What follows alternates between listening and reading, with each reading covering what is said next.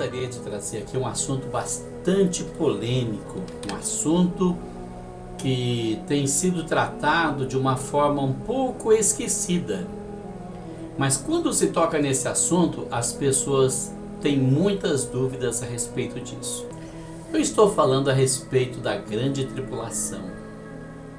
Há uma pergunta que ressoa no ar porque há divergência de ensinamentos em relação ao futuro da igreja. O que é que vai acontecer? A igreja vai passar pela grande tribulação? Porque tem uma passagem em Apocalipse que menciona: estes são os que vieram de grande tribulação. Mas observe que não fala que vieram da grande tribulação. Então, qual será a verdade a respeito de tudo isso? Será que a igreja vai ter que passar por um banho de sangue para ser recebida no céu? Ou será que a igreja vai ser tirada antes da grande tribulação? É esse o assunto que nós vamos estar discutindo nesta manhã, baseados nas evidências contidas nas Sagradas Escrituras. Em primeiro lugar, eu quero ler um trecho da Palavra de Deus em 1 Tessalonicenses capítulo 4, versículo 13 até o 17, que diz assim: Não quero, porém, irmãos, que sejais ignorantes acerca dos que já dormem, para que não vos entristeçais como os demais que não têm esperança. Porque se cremos que Jesus morreu e ressuscitou, assim também aos que em Jesus dormem, Deus os tornará a trazer com ele. Dizemo-vos, pois, isto pela palavra do Senhor, que nós, os que ficarmos vivos para a vinda do Senhor, não precederemos os que dormem. Porque o mesmo Senhor descerá do céu com alarido e com voz de arcanjo e com a trombeta de Deus. E os que morreram em Cristo ressuscitarão primeiro. Depois nós, os que ficarmos vivos, seremos arrebatados juntamente com eles nas nuvens, a encontrar o Senhor nos ares, e assim estaremos sempre com o Senhor. Bom, em primeiro lugar, vamos analisar esse texto, que Paulo expressou esse conhecimento dos mistérios de Deus para que os crentes não se entristecessem. Qual é o motivo do consolo aqui? Saber que os que dormem em Cristo, eles não estão perdidos. É o primeiro ponto que ele aborda, que é isso. Os outros que não são crentes, que não creem em Deus, eles não têm esperança. A coisa mais triste da vida é você perder uma pessoa que você sabe que não tem pacto com Deus e que não tem esperança, porque você sabe que essa pessoa está perdida para sempre. Mas nós temos uma viva esperança dentro de nós. Nós sabemos que Jesus morreu e ressuscitou para nos salvar. E que quando nós fecharmos os olhos nesse mundo, nosso espírito estará com o Senhor. Tem aquelas pessoas também que acham que quando a gente morre, a gente não vai para o paraíso. A gente fica dormindo no pó da terra. Isso é falta de conhecimento da Escritura, irmão. Porque a palavra, ela mostra claramente que o nosso corpo mortal, ele dorme no pó da terra. Mas o nosso espírito volta para a presença de Deus. Quem tem pacto com Deus vai para o paraíso, um lugar intermediário até o dia do arrebatamento, um lugar de muita alegria, um lugar de muita paz, um lugar de descanso. Os que não morreram em Cristo, os que morreram e não tinham Jesus como Salvador, eles vão para o inferno, que também é um lugar intermediário. O inferno, o qual a Bíblia menciona, não é um lugar eterno. É um lugar intermediário de castigo para os maus, para os pecadores que não têm Jesus, que não se arrependeram dos seus pecados, que não quiseram reconhecer o senhorio de Cristo. Esses vão para esse lugar, porque eles estão perdidos. E não é Deus que manda alguém para o inferno, a pessoa escolheu esse caminho. A partir do momento que você não aceita um advogado, você já está condenado. Não tem essa de falar, Deus mandou para o inferno porque ele é mau. Não, você escolheu ir para lá porque você não aceitou a defesa do seu advogado. Simples assim. A salvação não tem mistério, a salvação é simples. A pessoa vai para esse lugar e ela fica ali, é um lugar intermediário, até o dia do juízo final. Vai durar mais do que os crentes, porque os crentes vão ficar no paraíso até o dia do arrebatamento. Mas os perdidos ficarão no inferno até o dia do juízo final, quando eles vão sair dali ressuscitar, tomar o corpo que eles usaram aqui na terra, passar pelo grande julgamento e ser lançado no lago de fogo. Aquele sim é eterno. Em Apocalipse diz que até o inferno e a morte serão lançados no lago de fogo, porque ali é um lugar eterno, dali não sai mais. Então existem essas coisinhas que a gente precisa encontrar na palavra de Deus, precisa ter interesse, boa vontade para aprender, porque quando você não tem interesse, você não vai aprender nada das coisas de Deus. Se você pega a Bíblia, dá uma olhadinha, lê um capítulo da Bíblia, fala, pronto, já li a Bíblia, já fiz a minha obrigação. Realmente você não tem interesse, você só quer fazer a sua obrigação. Quem tem interesse tem amor, quem tem interesse tem curiosidade, quer saber o que vai acontecer com ele, quer procurar saber, se investiga e descobre essas coisas que são contidas, né, nas Escrituras. Você só precisa aprender a ler a Bíblia em sentido de oração, pedindo a Deus para iluminar a sua mente, o seu coração, para você compreender aquela palavra. Se não tiver boa vontade da sua parte, tenta imaginar uma pessoa conversando com você, você olhando para os lados, assopiando. A pessoa vai ficar triste, vai falando, não, essa pessoa não quer conversar comigo, não está me dando atenção. Deus é a mesma coisa. Você quer aprender as coisas de Deus? Dê atenção para Ele, mostre boa vontade, mostre interesse, porque é seu interesse. Paulo está ensinando para que os crentes em Tessalônica e depois todos os outros do mundo todo, inclusive nos dias de hoje, nós não tenhamos que ficar triste.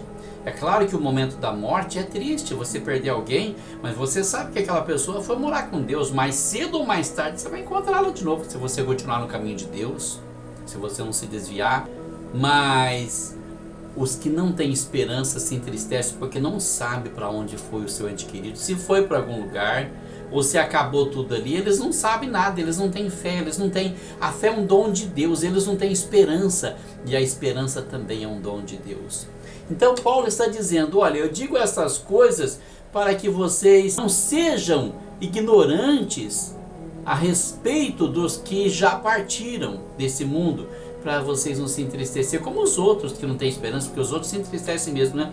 Ele continua dizendo, se nós cremos que Jesus morreu e ressuscitou, então podemos crer também que Deus vai trazer os que morreram em Cristo com Jesus, como trouxe Jesus, vai trazer os que morreram em Cristo também.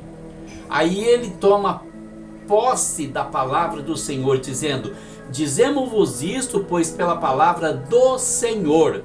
Ou seja, foi o Senhor que me deu essa palavra. Quem ficar vivo para a vinda do Senhor, não precederá os que dormem. O que quer dizer isso? No dia do arrebatamento, os que estiverem vivos não vão subir primeiro. Primeiro vai subir os que morreram em Cristo.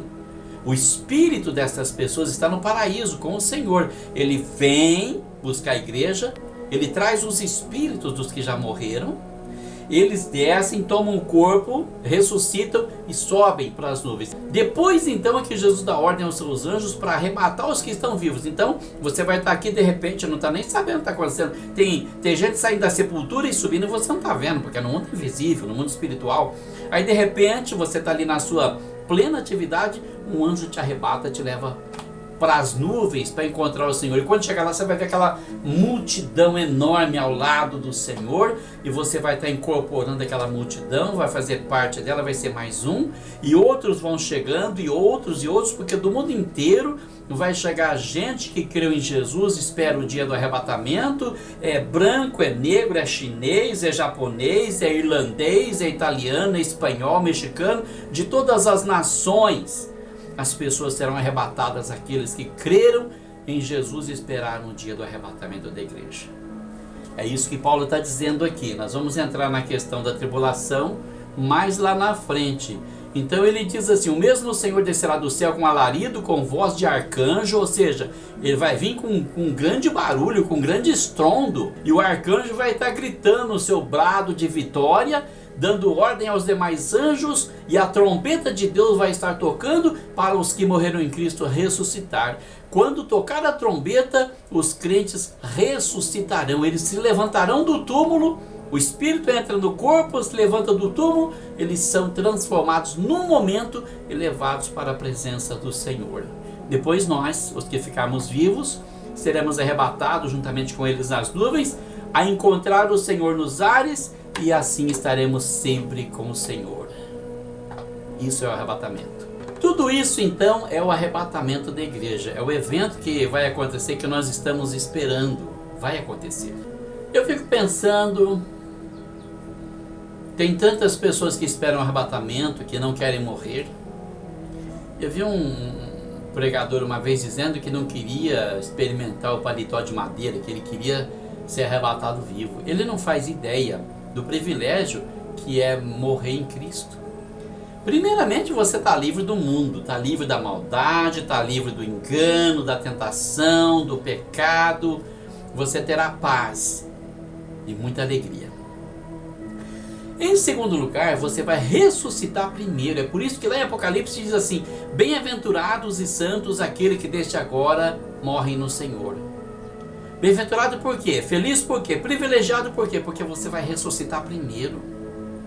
Você vai encontrar o seu corpo glorificado primeiro, vai subir para encontrar o Senhor nos ares antes dos que estão vivos. Depois de você que já morreu, é que vem os outros que estão aqui, ainda em risco de tentação, ainda em risco de pecar e jogar fora a sua salvação, ainda em risco de ser enganado pelo inimigo. Aí então é que você vai ser arrebatado. Então é um privilégio muito grande estar dormindo no Senhor naqueles dias.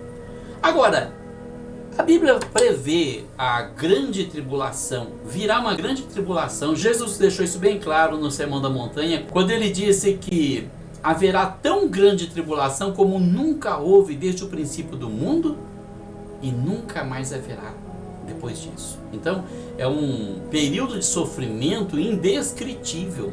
E isso na boca de Jesus, a gente pode imaginar a dimensão que isso toma. É de proporções medonhas, é muito sofrimento. Ele chegou a dizer que se aqueles dias não fossem abreviados, nenhuma carne se salvaria, mas por causa dos escolhidos, serão abreviados aqueles dias.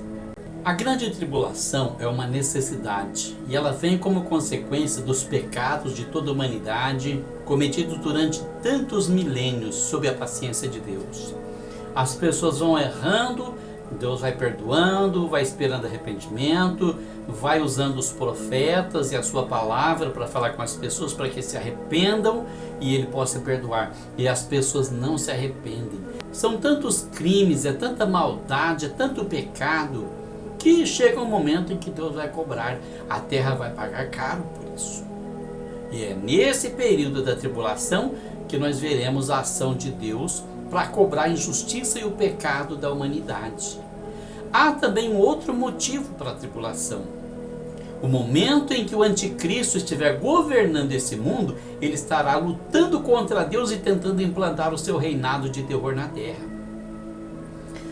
Apocalipse fala das pragas que hão de vir sobre a terra. Essas pragas visam atingir o anticristo e o seu reinado tenebroso. E essa é uma das razões da grande tribulação.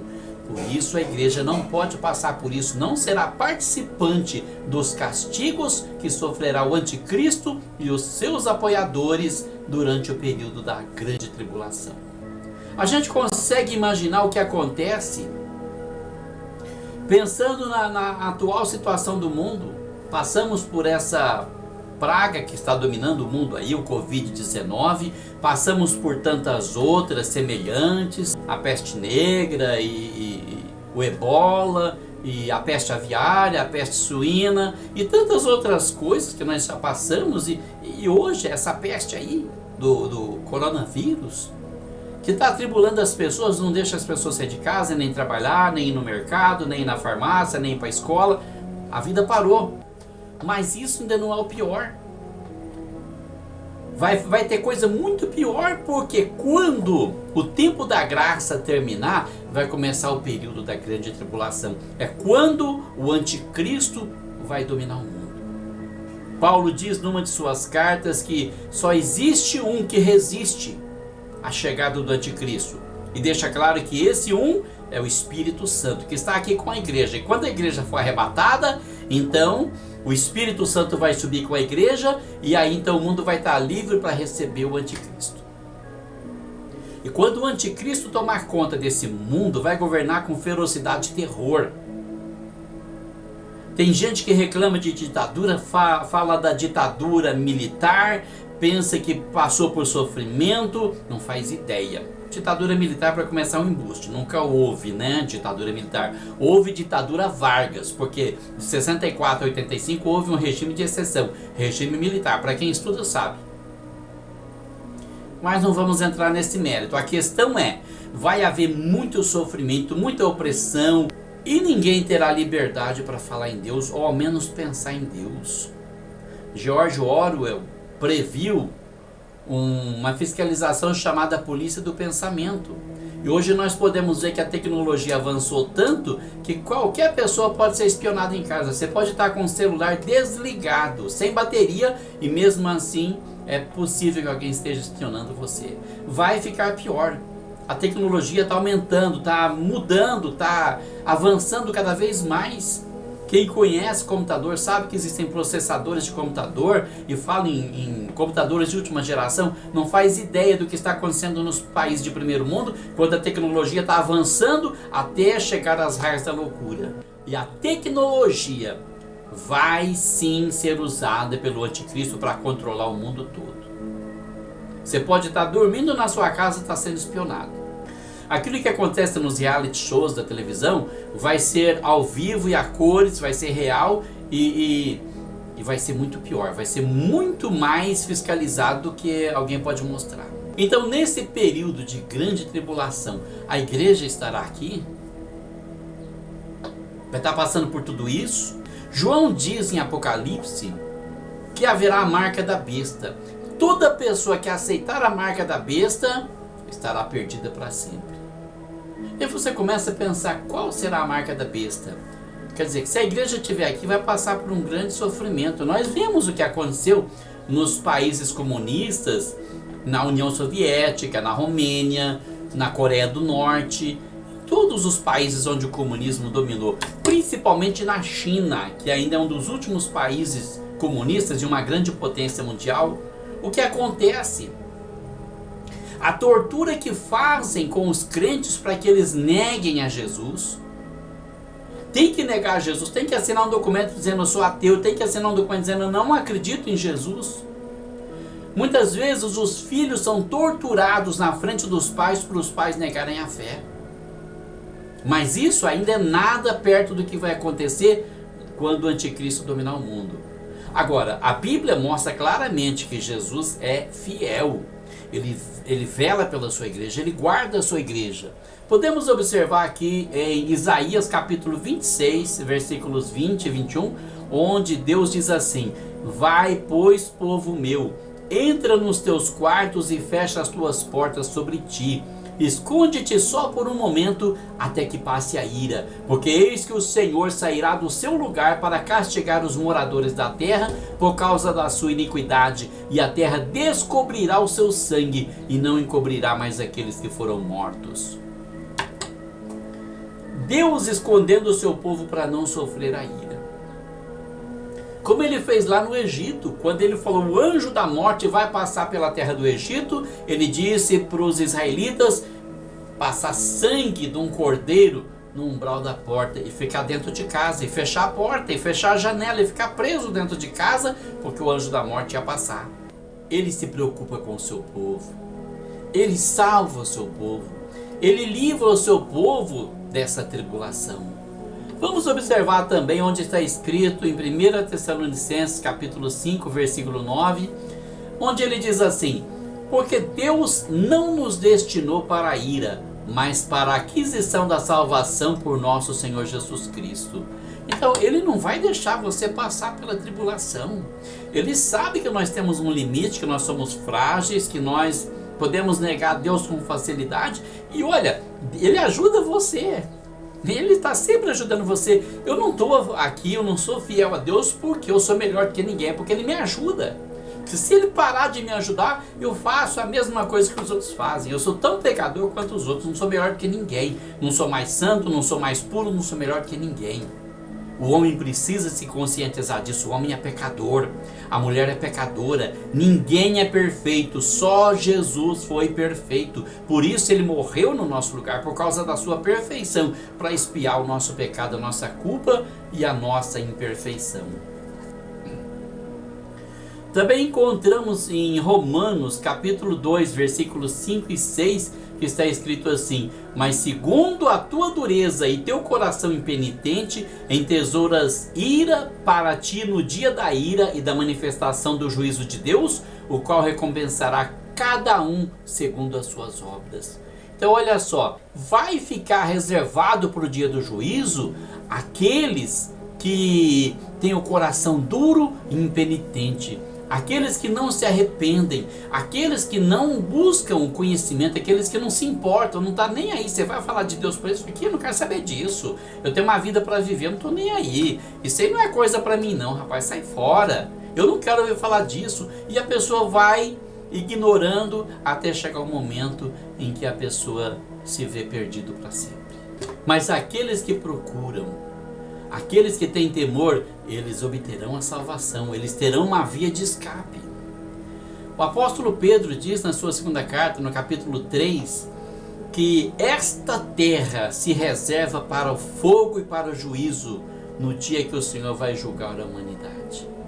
E são essas pessoas que não se importam, que não têm interesse pelas coisas de Deus, que seguem seus instintos, apenas o instinto, não está preocupado em aprimorar sua mente para ter conhecimento de Deus e para ter temor de Deus, obedecer a sua palavra, serão reservados para aquele dia, o dia da ira. Mas a igreja não.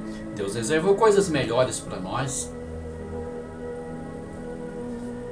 Em Apocalipse capítulo 3, versículo 10, ele nos dá uma promessa gloriosa: como guardaste a palavra da minha paciência, também eu te guardarei da hora da tentação que há de vir sobre todo mundo para tentar os que habitam na terra.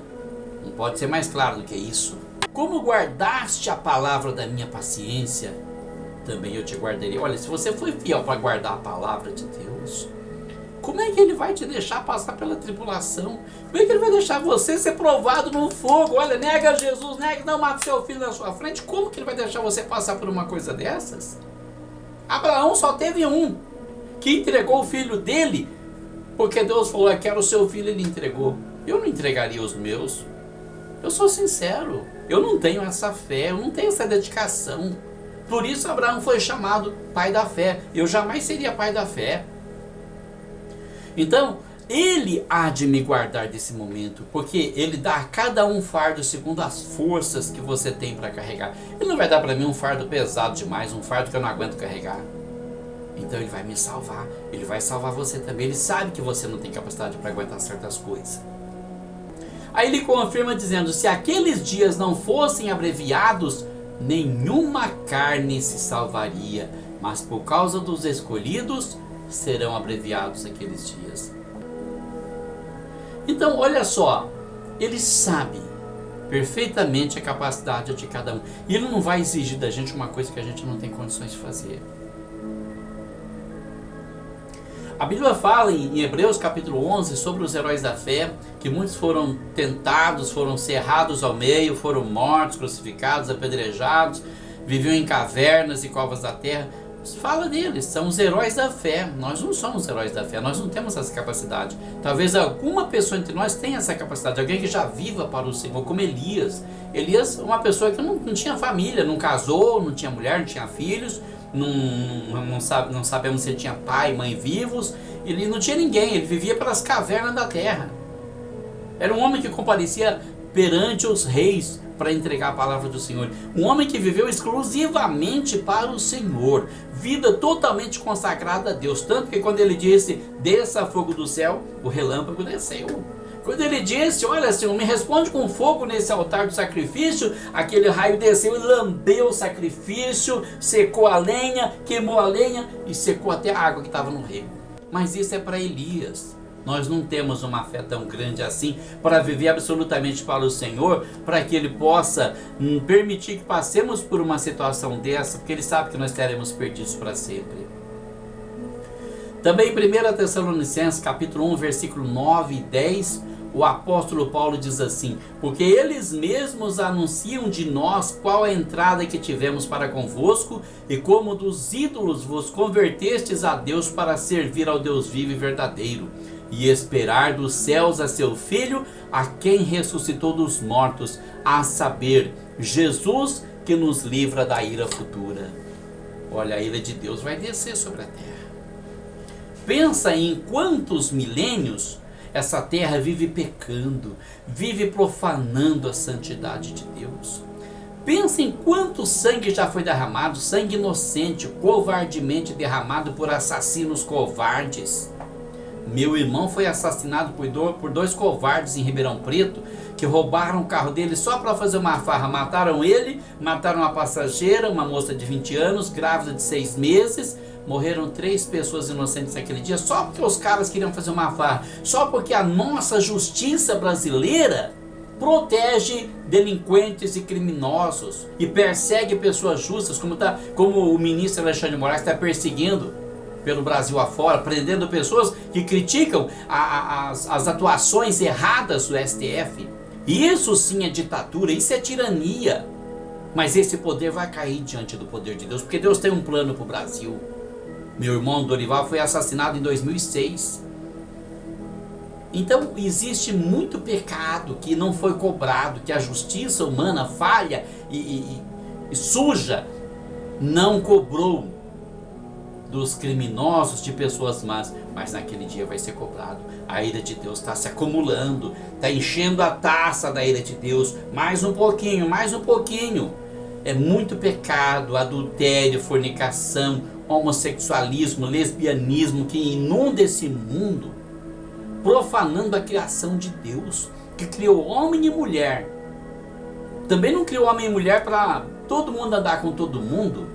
Todo pecado é errado diante de Deus, tanto o homossexualismo, como o lesbianismo, como o adultério, a prostituição. Isso é errado.